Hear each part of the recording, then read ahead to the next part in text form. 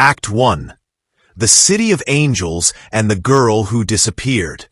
In the vast, sprawling metropolis of Los Angeles, a city where dreams are forged and fortunes are won, there are shadows that cling to the sun-drenched boulevards. It's a city of dualities, of glittering success and crushing failure, of celebrity and anonymity. And in the heart of this city, nestled amongst the skyscrapers and the noise, stands a building with a history as dark and complex as the city itself, the Cecil Hotel. Our story begins not with the hotel, but with a young woman whose bright future was about to collide with this building's sinister past. Her name was Elisa Lam, a 21-year-old student from the University of British Columbia in Vancouver, Canada. To her friends and family, she was bright, adventurous, and full of life. She was an avid blogger, documenting her thoughts, her struggles with depression, and her dreams for the future on platforms like Tumblr and Blogspot. Her writings painted a picture of a thoughtful, eloquent, and sometimes vulnerable young woman, navigating the complexities of young adulthood. She quoted authors like Chuck Palahniuk, and expressed a deep desire to travel and see the world. In January of 2013, Elisa decided to embark on a solo adventure. She called it her West Coast Tour, a journey through the major cities of California. It was a trip of self-discovery, a chance to explore the world on her own terms. Traveling alone, she used Amtrak and intercity buses, staying in hostels and budget hotels. She was active on social media throughout her trip, posting photos of the places she visited and sharing her experiences with her friends and family back home. Her posts were cheerful and filled with the excitement of a young traveler exploring new horizons. She visited the San Diego Zoo, posted photos from the city, and seemed to be enjoying her journey. Her next and final destination was Los Angeles. On January 26, 2013, she checked into the Cecil Hotel. It's unlikely Elisa knew the full, horrifying history of the place she had chosen to stay. To a budget-conscious traveler, the Cecil offered an affordable room in a central downtown location. Originally booked into a shared hostel-style room, she was moved to a private room on the 5th floor after her roommates reportedly complained of odd behavior. The details of this behavior remain vague, but it was the first sign that something might have been amiss. Despite this, Elisa continued to stay in daily contact with her parents back in Vancouver. Every single day of her trip, without fail, she would call them to check in, to let them know she was safe, to share a story from her day. This was a routine, a promise she kept. On January 31, 2013, she was seen in the morning at the Last Bookstore, a well-known LA landmark just a short walk from the hotel. She was buying books and music to take home as gifts for her family. The staff who interacted with her described her as cheerful, friendly, and outgoing. She seemed like any other happy tourist enjoying her day in the city. She returned to the Cecil Hotel that day. And then she vanished. The daily phone call her parents expected on January 31st never came. At first, they might have thought she was busy, that she had simply forgotten. But as the hours turned into a day, and then another, a knot of dread began to tighten. This was not like Elisa. She would never intentionally cause them to worry. They knew, with a certainty that only parents can have, that something was terribly wrong. On February 1st, after failing to check out of the hotel as scheduled, her parents officially reported her missing to the Los Angeles Police Department. LAPD officers were dispatched to the Cecil Hotel. They entered her private room on the 5th floor, the last place she was known to be. What they found only deepened the mystery. All of her belongings were still there, neatly arranged. Her laptop, her wallet, her identification, her clothes, and the books she had just purchased. Everything a person would need to travel was left behind. It was as if she had simply stepped out for a moment, fully intending to return, but never did. The police searched the room, but there were no signs of a struggle, no signs of foul play, no note, no clue as to where she might have gone. Hotel staff were questioned. They confirmed seeing her return on the 31st, but no one had seen her since. The police conducted a thorough search of the hotel building, a daunting task given its size and labyrinthine layout. They used search dogs, went floor by floor, and checked every public area. They even went to the rooftop, but they found nothing, no trace of Elisa Lam. It was as if the Cecil Hotel had swallowed her whole. A 21-year-old student in a city of millions had disappeared without a trace from inside a locked hotel, leaving everything she owned behind. The investigation had hit a brick wall, and the world had yet to learn the name Elisa Lam. But that was all about to change. Act 2. The video that haunted the world. For 2 agonizing weeks, there was silence. The investigation into Elisa Lam's disappearance had yielded no significant leads. The LAPD had exhausted their initial search efforts, and the family's desperation grew with each passing day.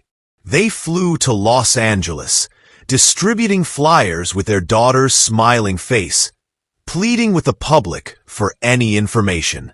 The case was turning cold, another name on the long list of missing persons in a city that too often forgets. Facing a dead end, the LAPD made a decision that would transform the case from a local news story into a global internet phenomenon. On February 14, 2013, they released a piece of evidence to the public, hoping it would generate a lead. It was a 4-minute video, grainy and silent, captured by a security camera inside one of the Cecil Hotel's elevators on the morning of February 1st, just hours after she was last seen.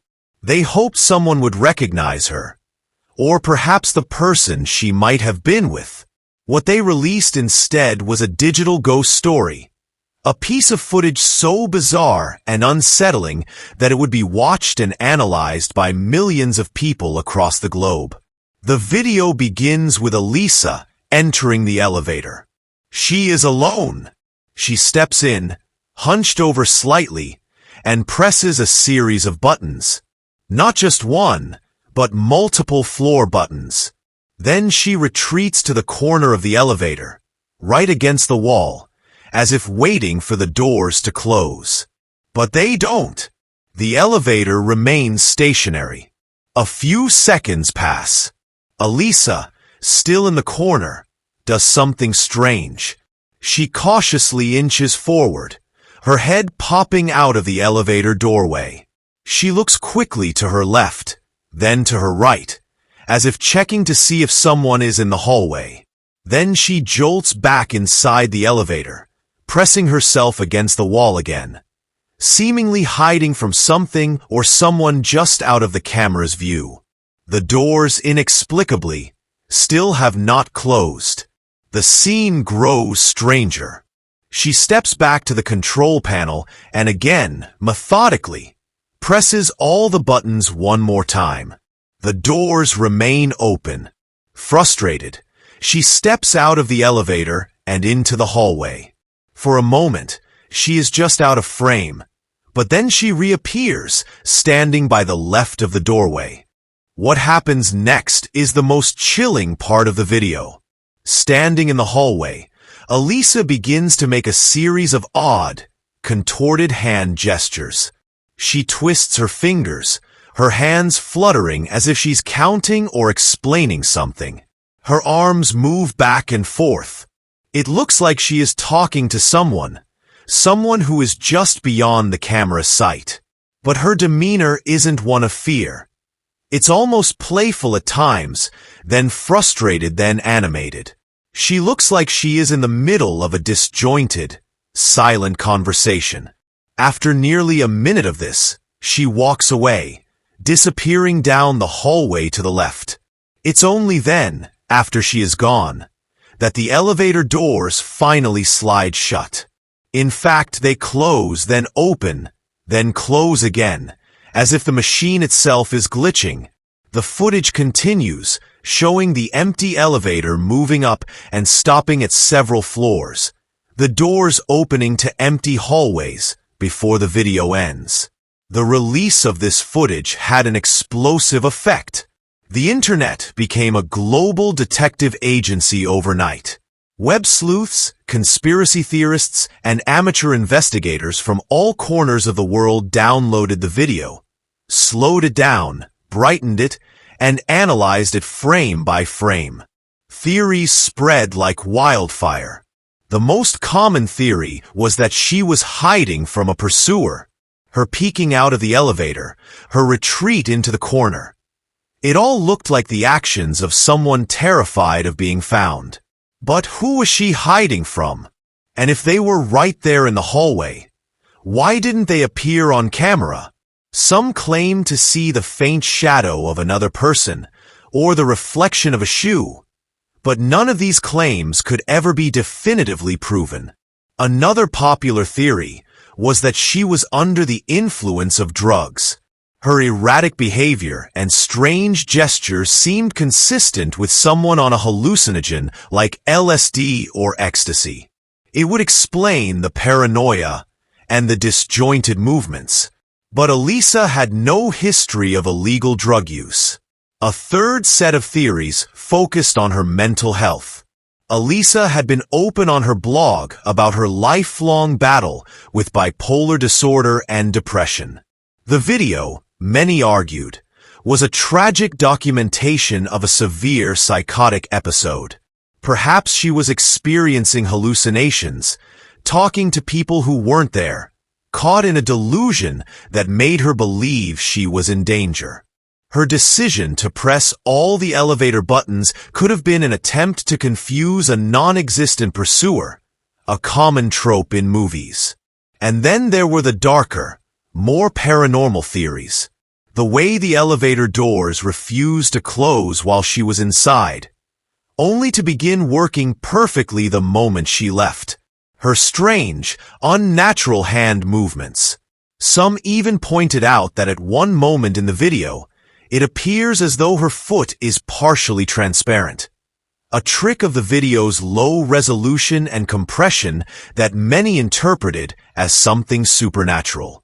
The Cecil Hotel's dark past suddenly became a critical piece of the puzzle. The video wasn't just evidence, it was a ghost tape. The LAPD was inundated with tips and theories, but none of them led anywhere concrete. The video had made Elisa Lam famous, but it had brought the investigation no closer to finding her.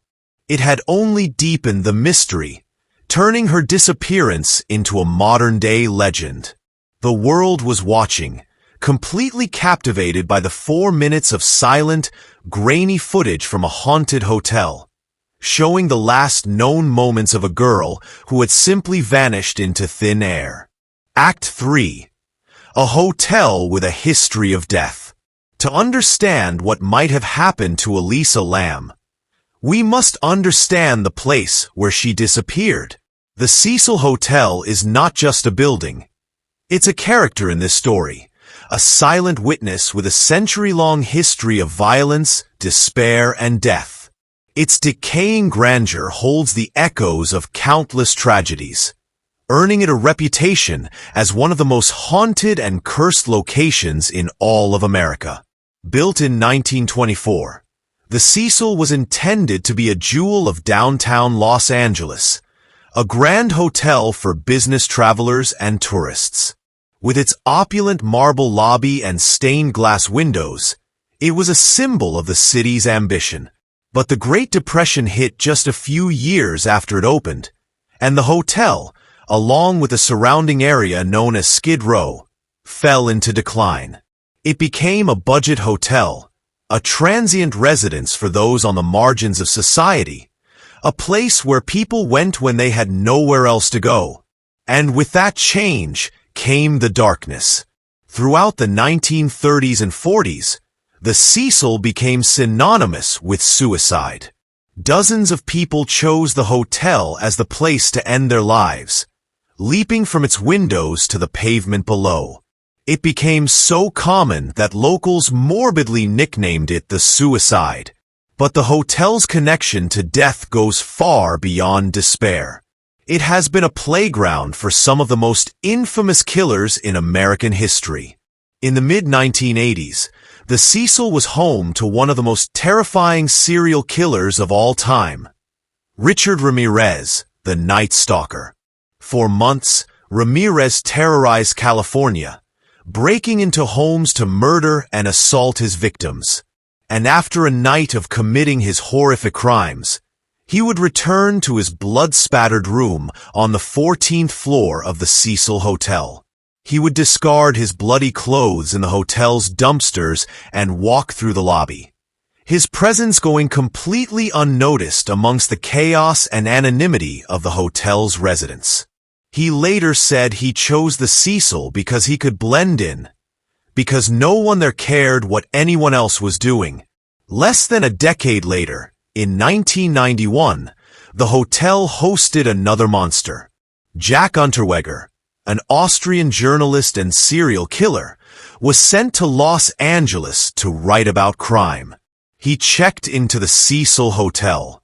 In a sick tribute to Ramirez, his predecessor, Unterweger used his time in the city to murder at least 3 local sex workers, strangling them with their own bra straps. The Cecil was once again the lair of a predator. The hotel's most legendary connection to true crime is its link to the infamous Black Dahlia case. In 1947, Elizabeth Short, a 22-year-old aspiring actress, was brutally murdered, her body severed in half and left in a vacant lot. It remains one of America's most famous unsolved crimes. According to some reports, in the days leading up to her murder, Elizabeth Short was seen drinking at the Cecil Hotel's bar. While this connection has never been definitively proven, it has become a cornerstone of the hotel's dark mythology. The list of tragedies is long and chilling. A woman was found strangled and assaulted in her room in 1964, a case that was never solved. A man was found dead on the sidewalk directly in front of the hotel, and police discovered a woman had jumped from a 9th-story window, landing on him and killing them both. The Cecil was a place where human misery collected, a vortex of violence and tragedy. Residents and staff have long told stories of paranormal activity within its walls. They speak of seeing apparitions in the hallways, of feeling unseen hands pushing them, of hearing unexplained noises in empty rooms. There are stories of a young boy who appears on the 5th floor, the same floor where Elisa Lam was staying. When the elevator video was released, those who knew the hotel's history saw it in a different light. Elisa's strange behavior, her conversation with an unseen entity, the malfunctioning elevator. Was this evidence of a mental health crisis, or was she interacting with one of the hotel's lingering spirits? Was she hiding from a person, or from a presence? The dark energy of the Cecil Hotel became a leading character in the unfolding drama of Elisa Lam's disappearance. It provided a sinister context for the mystery, a plausible, if supernatural, explanation for the unexplainable. The hotel was no longer just the setting of the crime. It was now a prime suspect. Act 4. The discovery in the water. While the internet was consumed with paranormal theories and digital detective work, the real-world search for Elisa Lam had grown cold. The viral video had brought fame to the case, but it had offered no real answers. 19 days had passed since she was last seen. 19 days of her family living through an unimaginable nightmare. Life inside the Cecil Hotel continued, its transient residents largely unaware of the mystery unfolding within their walls. But then, something strange began to happen. Guests started to complain. First, it was about the water pressure in their rooms. It was unusually low, sometimes just a trickle. Then came the more disturbing complaints. The water had an odd, sweetish taste, and more alarmingly, it had a dark, blackish color.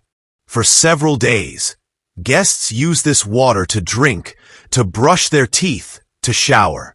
The hotel management initially dismissed the complaints, but as they mounted, they knew they had to investigate the source of the problem.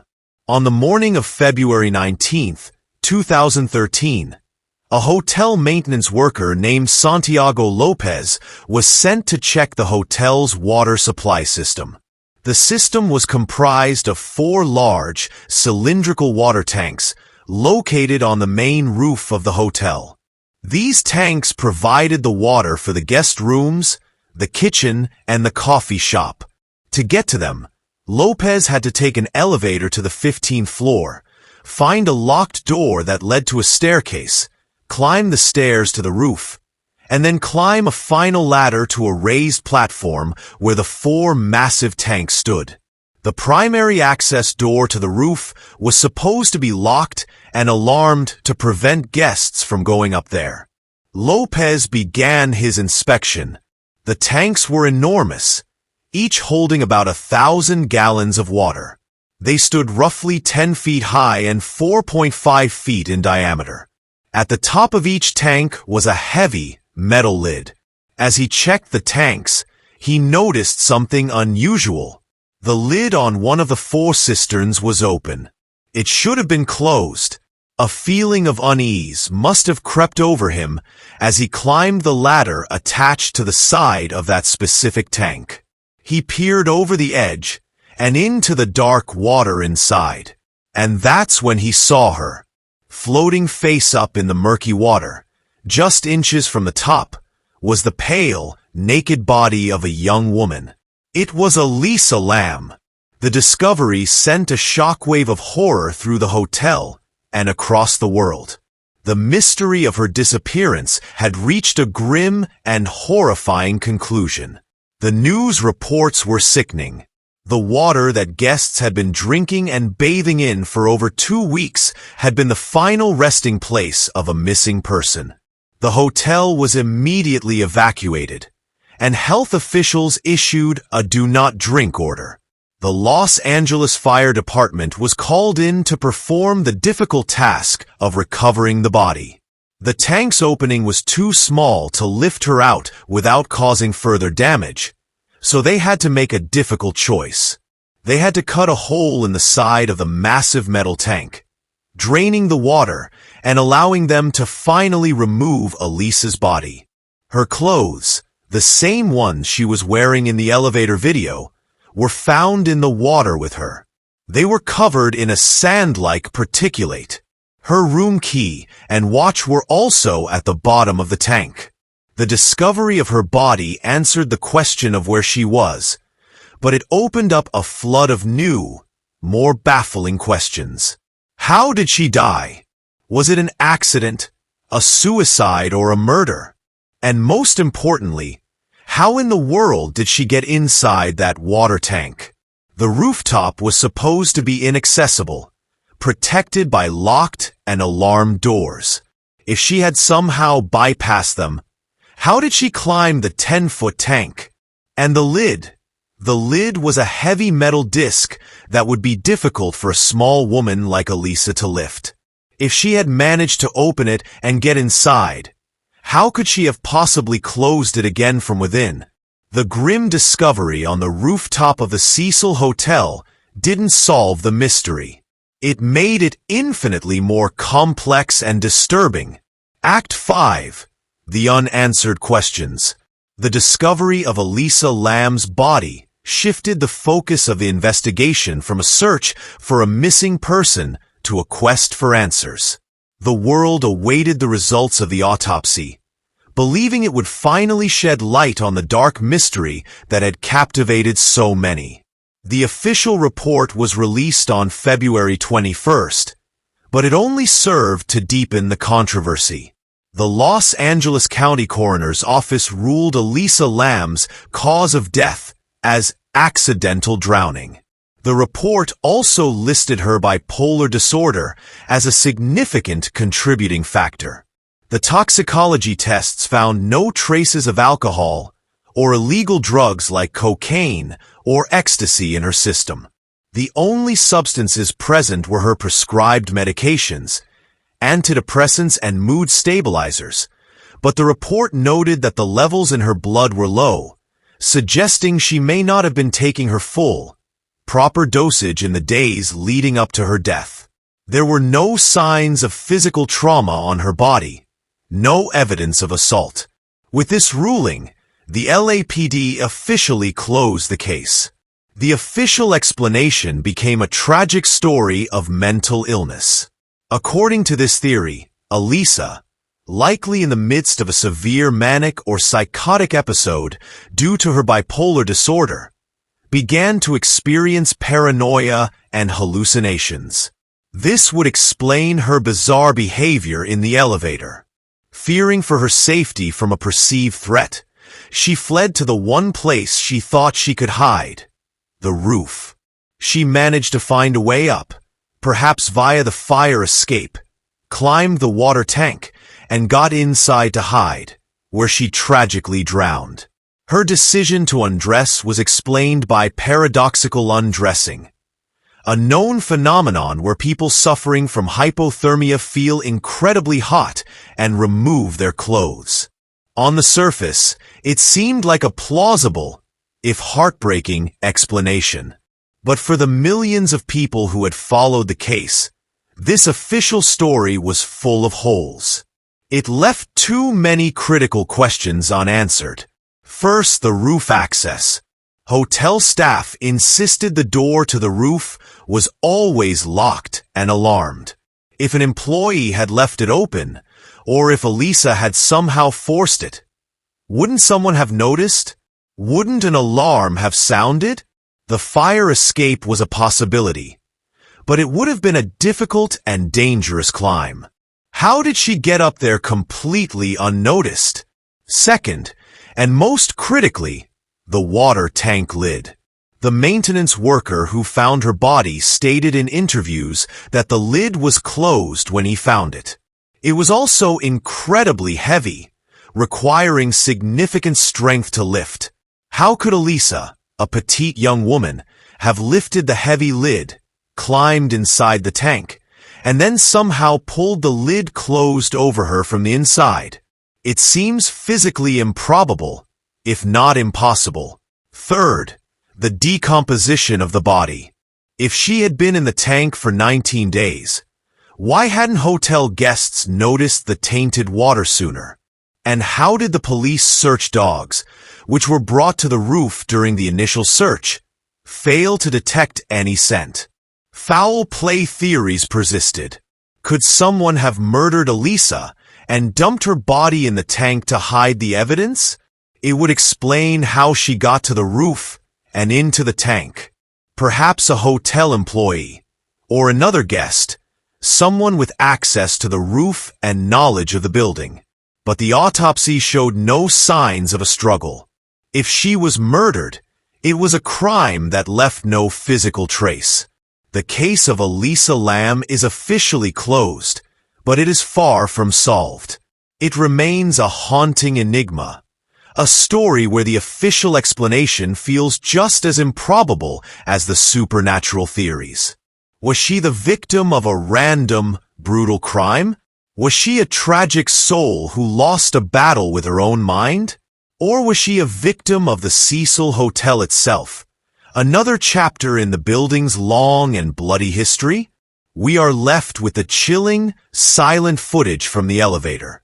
the image of a young woman, on the verge of either a terrible discovery or a mental breakdown, her hands dancing in the air, trying to explain something to someone we cannot see. Her death was ruled an accident, but the video feels like a final, cryptic message, a puzzle with too many missing pieces. And so, the ghost of Elisa Lam remains, forever haunting the dark waters of the Cecil Hotel and the deepest corners of the internet.